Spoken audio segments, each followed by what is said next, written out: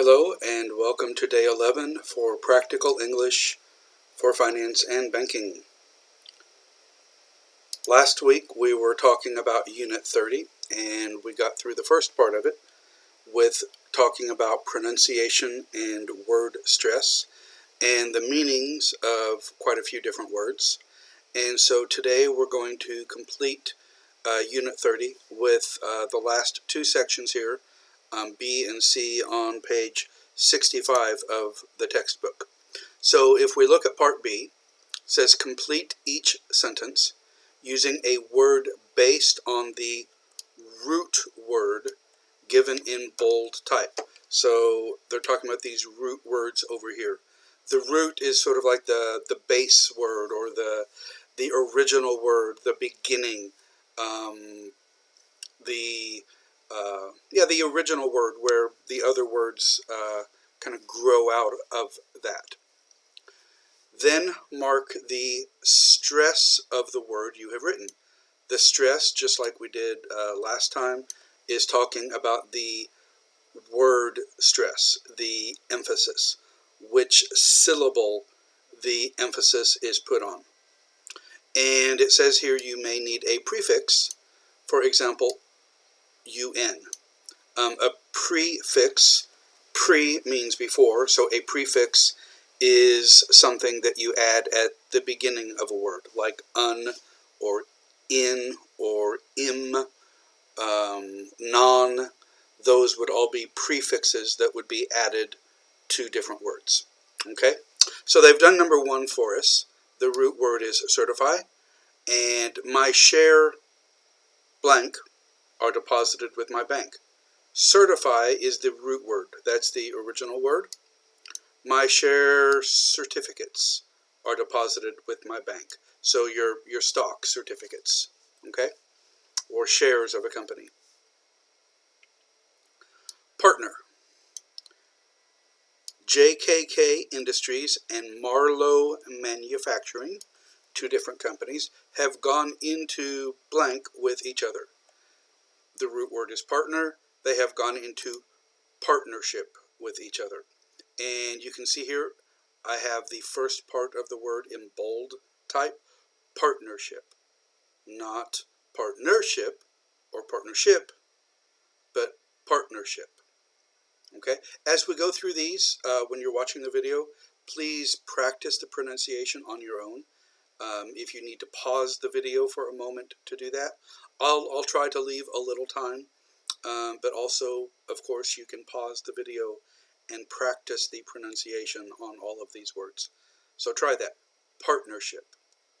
Partnership. The next one is convey. A large part of many solicitors. Let me try that again. A large part of many solicitors' work is blank house purchases.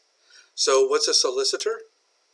We talked about that previously. A solicitor is a lawyer or an attorney.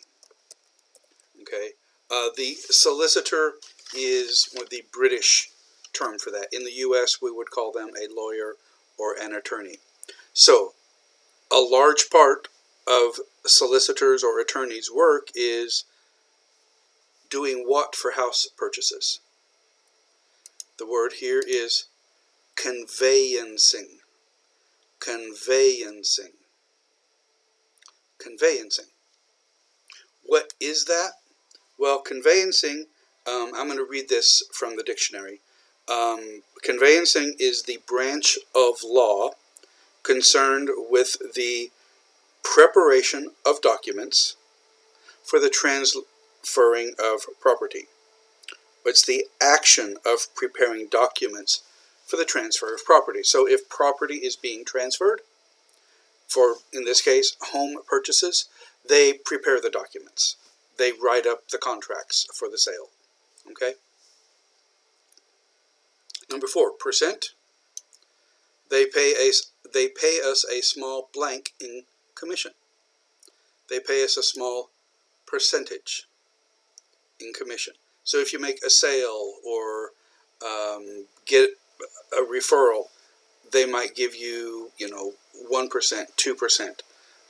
depending on the business and what it is, but a percentage in commission. Try that again, percentage. Percentage. The next one is inherit. Inherit. Jake spent his blank on champagne and fast cars. If we're talking about inheriting something, that's something you receive after someone has passed away, after they have died, and you receive that from them. Jake spent his inheritance. Inheritance. Okay, again, try that. Inheritance. Inheritance. How do you know if you inherit something, or how is it determined if you will inherit something? How is that decided? We talked about this last time. Before somebody passes away, hopefully they have prepared a last will and testament. And this is a form that somebody's filling out here. Last will and testament of, and then their full name would go on this blank. And then starts off here, know all persons by these presents. Here, by these presents means by these words. That I, blank, of, this would be where you're from, country of, the country here, state of California, being of sound mind. That's, sound mind means I'm not crazy.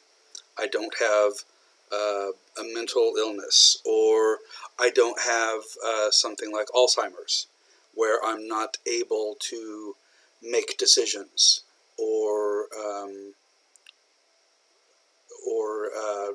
decide who should receive my property. If somebody has something like Alzheimer's or dementia, they may not be able to prepare a will. So hopefully they will have done that before anything like that happens to them. So remember, the last will and testament determines who will inherit your property, your investments, your cash, your home, your car, any other valuable items you have, like gold or jewelry or just any property that you own.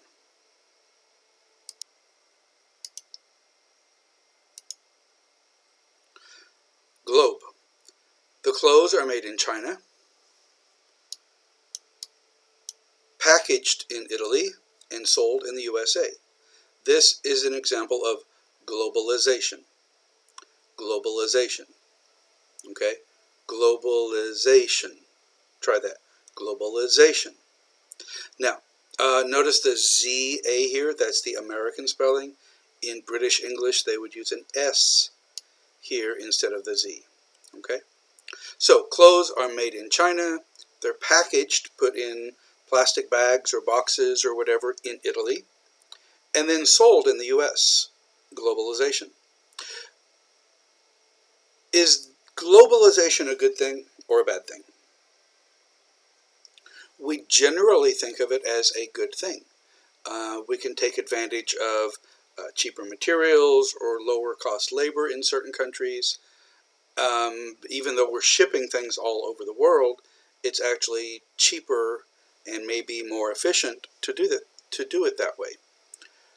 However, is that a good thing? Well, in recent weeks, because of the coronavirus pandemic, that has come into question because of problems with supply chains. This happened very early in Korea, where some car manufacturers had to stop producing cars in Korea because some of the parts they used came from China. So even though the cars are Korean and made in Korea, some of the necessary parts came from China. And because China was on lockdown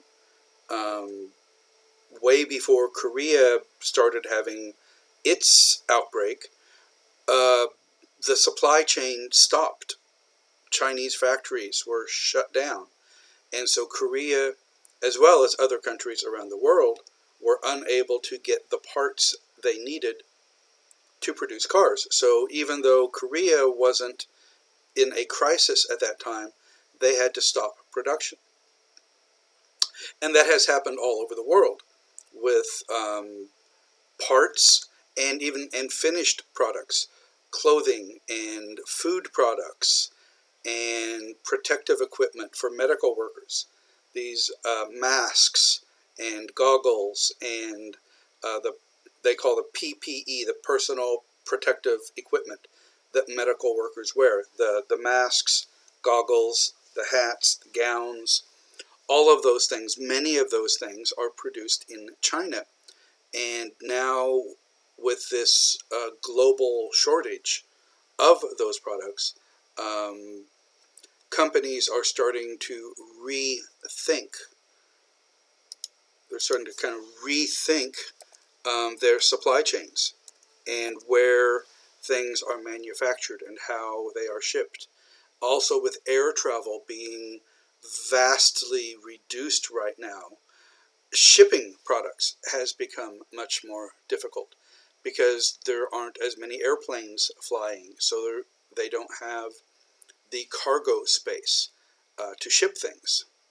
So globalization, we have really built up over the past years, and companies now are kind of reconsidering their supply chains and how they do that, where they get things, and where they're produced, and how they're processed and packaged. So it will be interesting to watch over the next several years how globalization is affected by this pandemic. Okay, number 7. As they are unable to repay debts, as they are unable, what does that mean, as they are unable? It means because they are unable, or since they are unable to repay debts. Northern Technologies, that's a company name, they should capitalize that. Northern Technologies will have to go into, they're unable to pay their debts, they don't have money to do that, so all of their inventory, their stock, will be taken over and sold to pay their debts. So all of their assets will be liquidated. So the company will go into liquidation.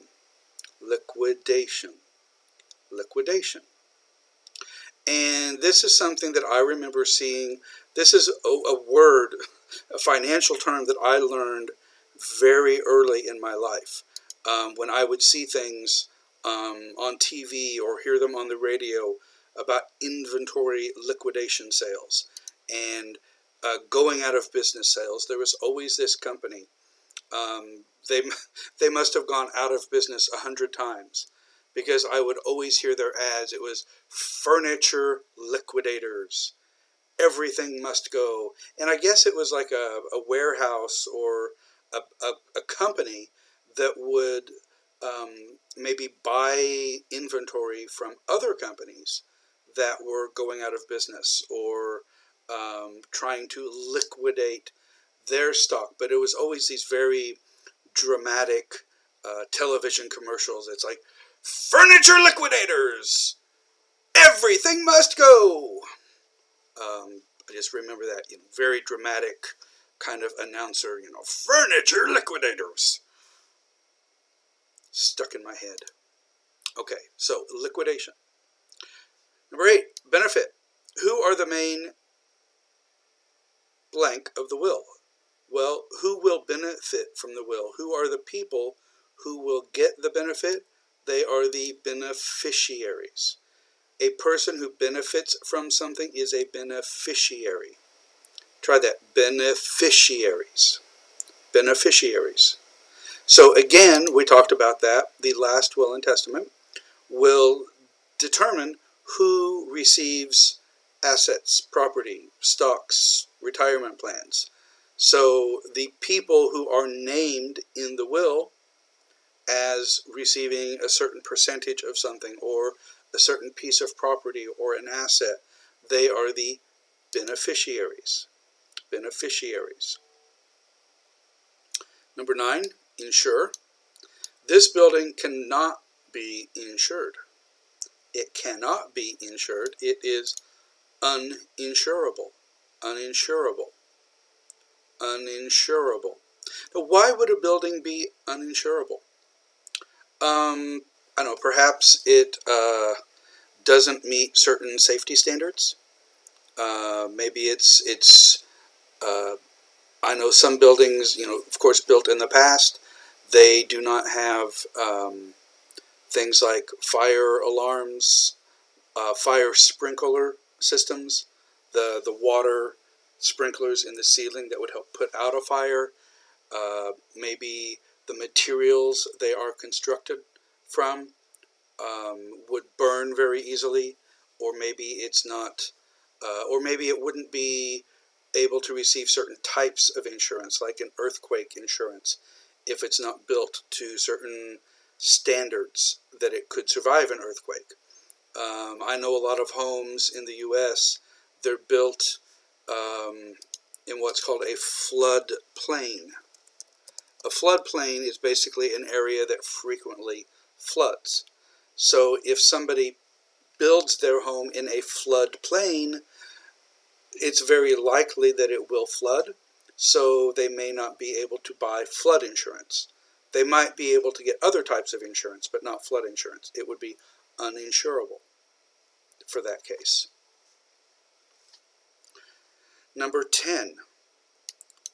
This currency only became blank outside the country last year. So if you can take a currency and you can readily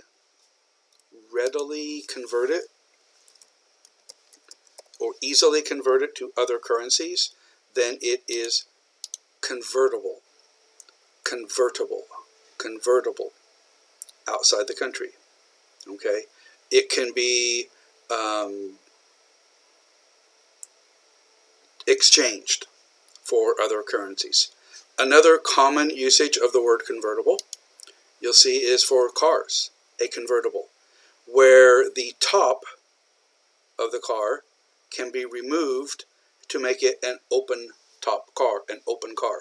And of course, in the back section here, this is a soft roof that you can put back over the car if it's raining or cold, but then you can raise the top, or lower the top, I guess. Yeah, you'd lower it to put it down into storage. Some of them have a soft top like this that's made out of a fabric material, and then others have a hard top, like a hard shell that you would take off and leave in the garage or something when you want to have the top off. But convertible car, or just a convertible. Number 11, possess. Malcolm defaulted on his mortgage payments. He defaulted means he did not make the payments. He defaulted on his mortgage payments. So eventually the bank possessed. They repossessed his house. They repossessed his house. Repossessed his house. And we talked about this last time. If the bank repossesses your house, if you default on the mortgage, they can foreclose on your mortgage. Foreclose is like closing the mortgage early, and then they take possession of the house. They repossess your house, and of course a bank doesn't want to own a bunch of houses, so then they would try to sell it. Another case where you'll often see this is with cars. If people do not make their car payments, if they're unable to because it's just too expensive, or maybe they've lost their job or something, then Often you'll see this a lot of times in movies where somebody's car gets repossessed. You'll often see this in a movie where somebody comes outside and you can see the tow truck hooking up their car and taking it away, and the person runs out onto the street screaming, "Wait, wait, don't take my car, that's my car." But if they haven't made the payments, the bank has the right to repossess it. And number 12, receive. Receive. Who was the blank of this payment? Who received the payment? Who was the recipient? Recipient. Recipient. The receiver of the payment. Okay? All right, that is the end of that section. Let's move on to section C. So in this section, it says complete the table and underline the stress in each word. And again, they underlined, I'm going to just use bold type. So they have an abstract noun here, a verb, and an adjective past participle used as an adjective or a past participle used as an adjective. And then what would the person associated with that be called?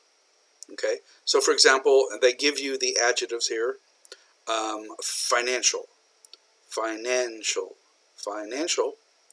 The noun is finance, finance. The verb is to finance. And a person who finances things is a financier, financier, financier. That's a little odd pronunciation, okay?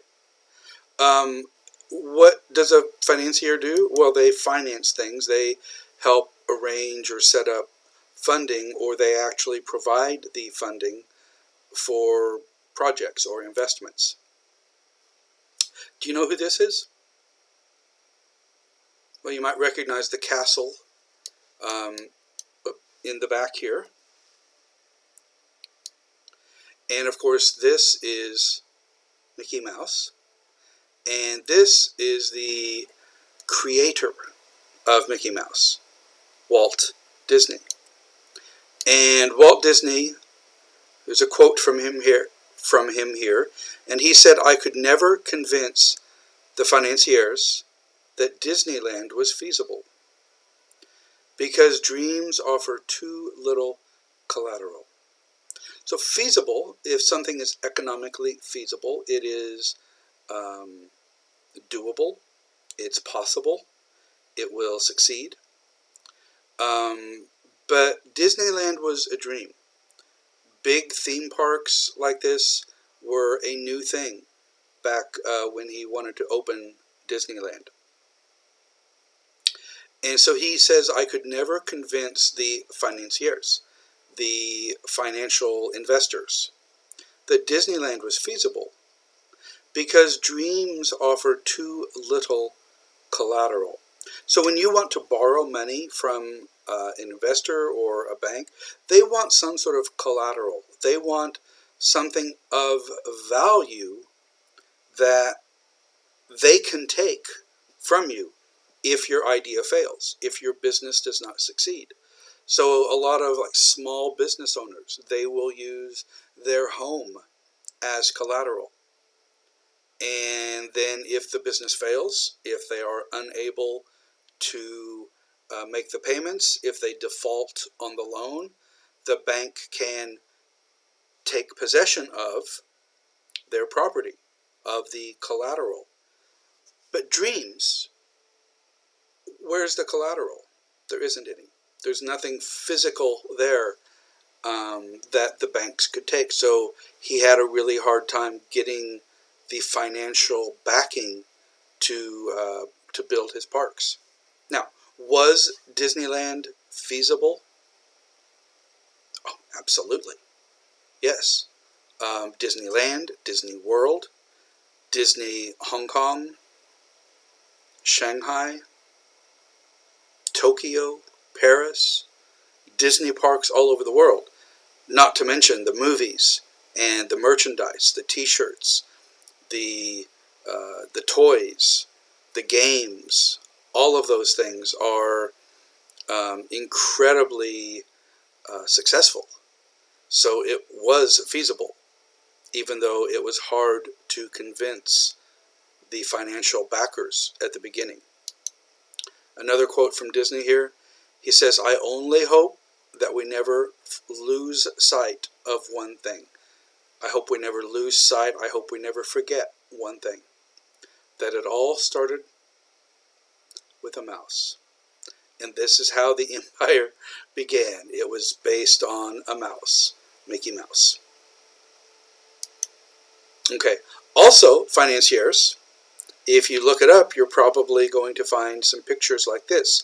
Financier is a cake.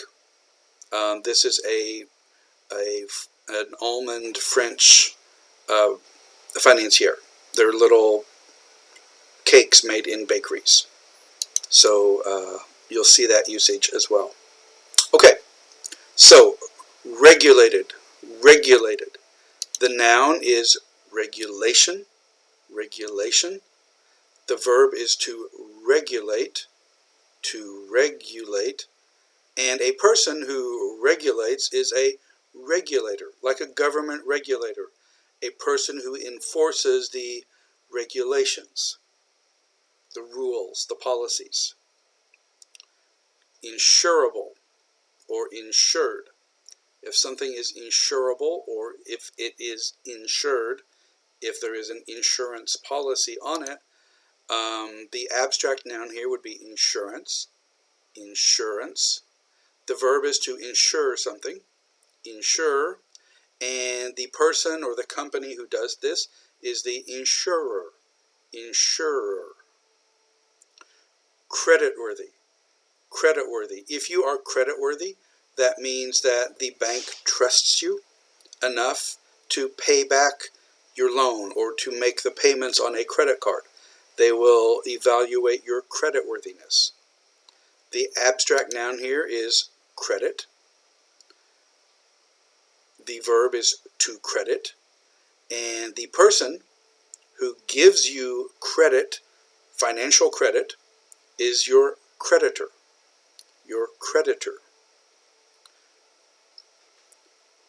And the next one, using the word stress here, they have donated. In American English, we would say donated. This is a difference in British and American pronunciation. I would pronounce this as donated. The noun is donation. The verb is to donate. And again, in British English, they would say donate. American English, donate. And a person who donates something is a donor, like a blood donor or an organ donor. If you die suddenly and they can use your heart or your lungs, an organ donor. Or a person who gives money to a charity to help raise money for something, a donor. The next one, guaranteed. The noun is guarantee. The verb is to guarantee. And the person or the company who guarantees something, whether it's a product or a loan, is the guarantor. For example, in the U.S., student loans are guaranteed by the government. The bank gives you the money, but the government guarantees that you will pay. They sort of promise that the payment will be made. So the government is the guarantor. The next one, economic or economical. The study, of course, you're very familiar with, economics. To do something economically is to economize. And the person involved in this is an economist. economist. Economist. The next one, invested. Invested. The noun, investment. Investment. The verb is to invest. To invest. And a person who invests is an investor. And you're very familiar with that, of course, with stocks and things.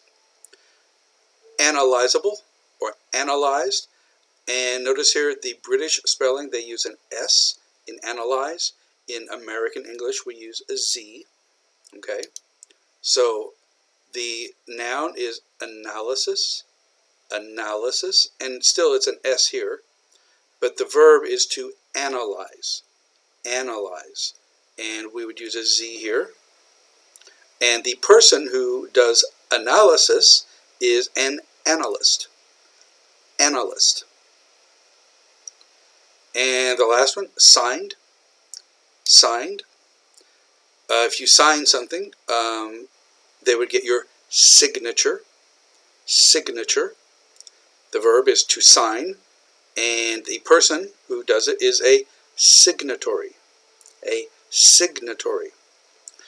An interesting place that I've seen the word signatory is on the Armistice Agreement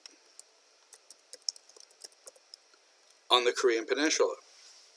At the end of hostilities, the end of fighting, at the end of the Korean War. Well, technically, the Korean War never ended, but there is an Armistice Agreement that was signed by the United States and the United Nations Command and North Korea, and I believe maybe the Chinese. However, South Korea did not sign the Armistice Agreement. South Korea is not a signatory. South Korea is not a signatory to the Armistice Agreement, which I find very interesting. Okay, guys, that is it for today. On Monday, we're going to switch course a little bit. We're going to go to the front of the book and start with Unit 1. And these are pretty simple units. It's some basic vocabulary and terminology, but it's introducing some terms and some language that we'll be using, and we will be getting into some, I want to say hands-on stuff, but if we're not on campus, we're not going to have actual hands. But into some more practical things, and some things that you're probably not as familiar with because they're not commonly used in the Korean banking system. So we are getting there, okay? We're just doing things in a little different order than I would normally do them if we were face-to-face in class. So for Thursday, start with Unit 1, the basics, and go through the exercises there. Again, it's a 2-page unit just like all of the others. Have a good afternoon, and I'll see you Thursday.